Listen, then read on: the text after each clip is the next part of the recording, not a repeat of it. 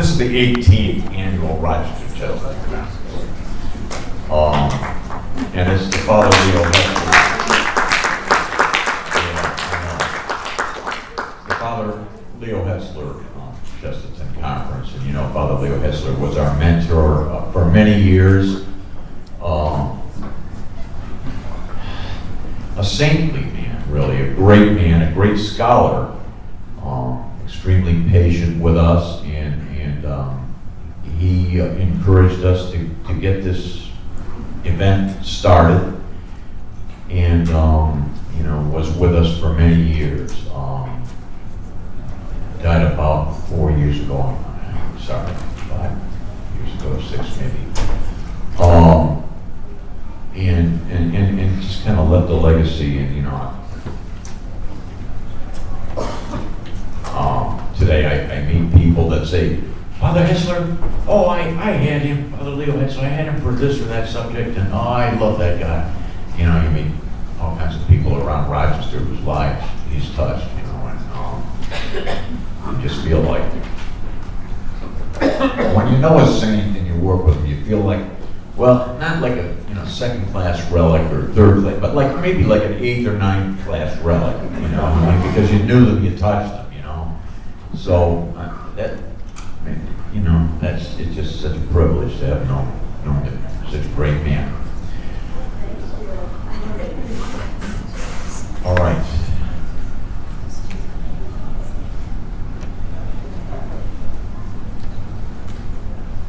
Now I have to read my own handwriting, so it takes a moment.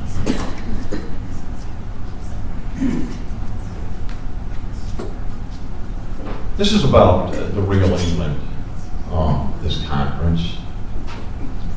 Most of us, you know, wouldn't think of yourself as having English roots, right? I mean, you know, like I'm Hungarian and Slovenian and other, you know, people are Italian and Irish and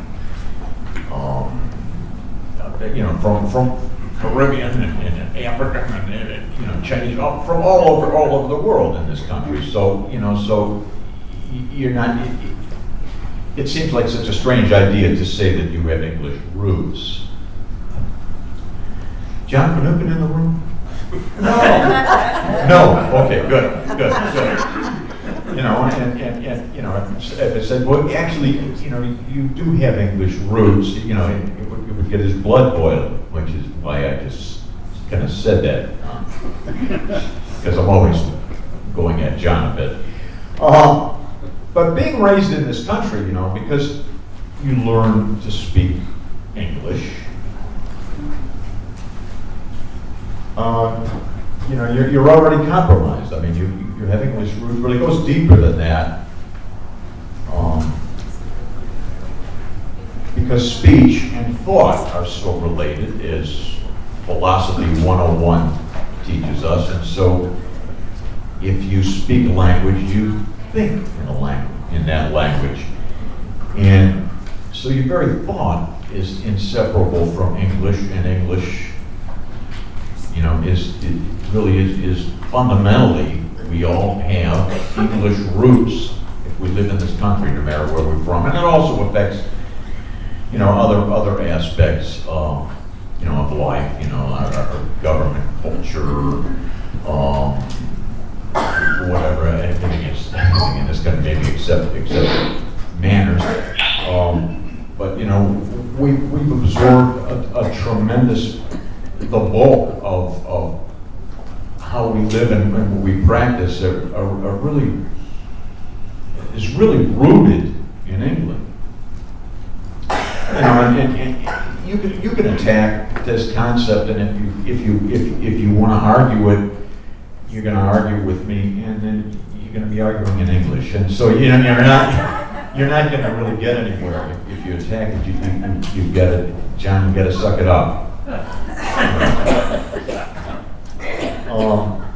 Should I leave now?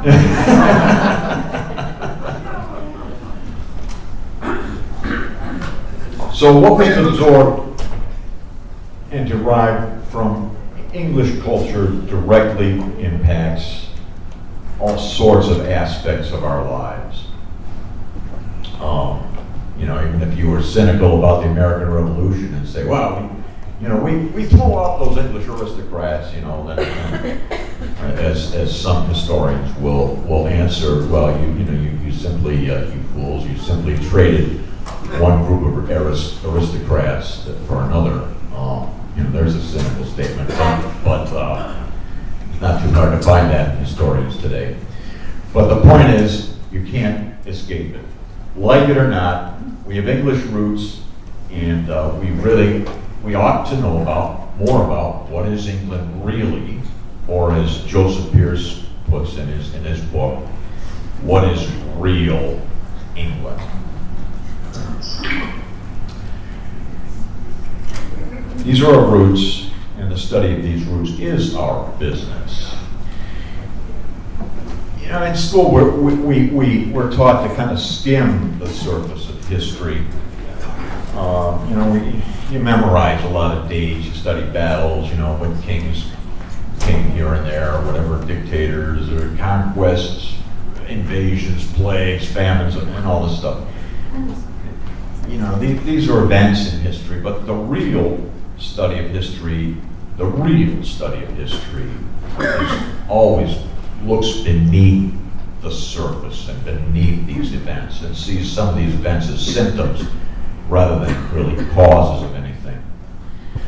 Looking beneath the surface, I guess that was an idea that really intrigues me because it's really true about history, and I think the archaeologist John Roman writes this marvelous book about the Egyptians who built the pyramids, and he looks at the Egyptian world, digging through the sands of Egypt, looks at the Egyptian world, with an idea of how did this all come together so that you could create a society or form a society that would be able to build the pyramids and actually to build them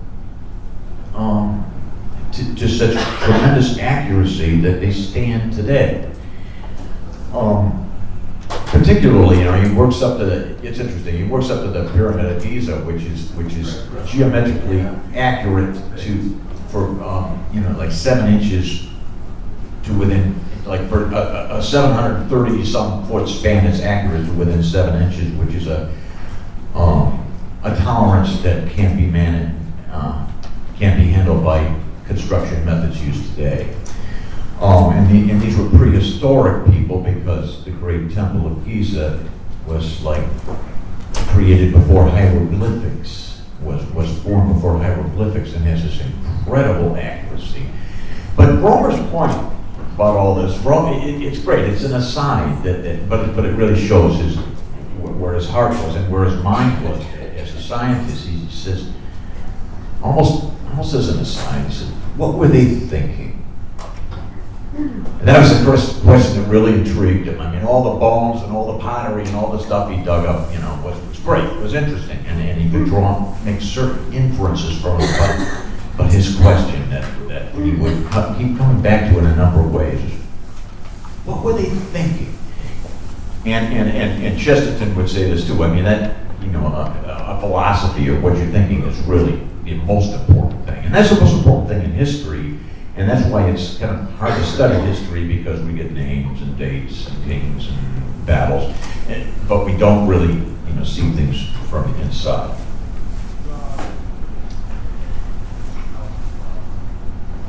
Like the archaeologists in some ways, in the same spirit, we need to piece together what lies beneath the surface of the real England.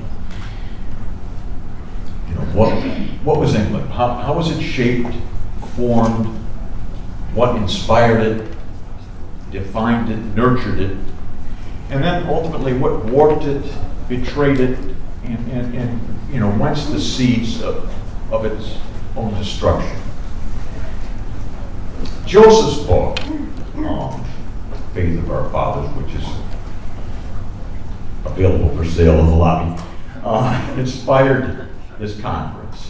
Having read that book and knowing Joseph as we do, this is really an important topic, a very very good topic for us to cover. And it's an attempt to address the question and look at what England really is at the root. And what ultimately might even prevent England's destruction.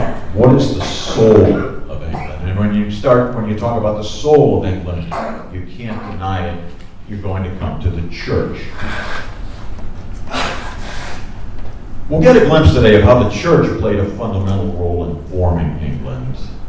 How England came to be a resoundingly Catholic country. It was an amazingly Catholic country. The church fashioned its very soul, and how England then came to reject the church, outlawing it, and all but destroying the church. So that, Newman himself said, the church in his day became a corpse.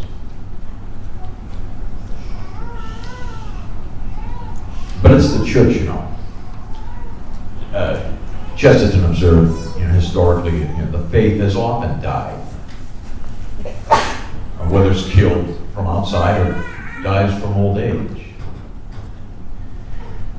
Empires, civilizations, powerful corporations, noble institutions erode, corrupt, crumble, and never return. But not the church. The church comes back from death, as Chesterton says, we have a God who knows his way out of the grave. Commenting on this miracle, the root of the church, once again, sprouting in England, St. John Henry Cardinal Newman, in his marvelous sermon, The Second Spring, just has this sentence.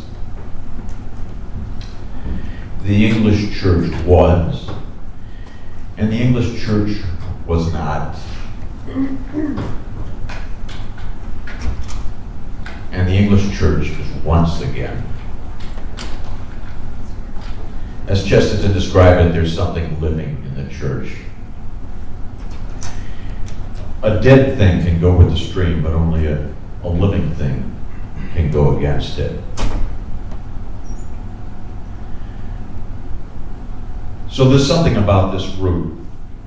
And I'll quote yet another. I've been quoting converts all the time, all the speakers are converts, surrounded, the place is crawling with converts.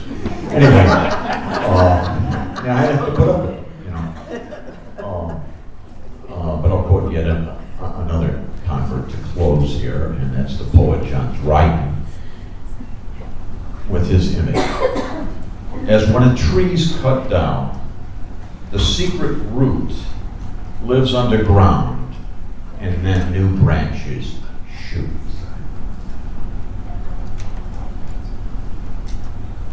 Join us in the presentations that follow as we examine that secret root, how it was grown, how it was cut down, how it indeed has set out new branches.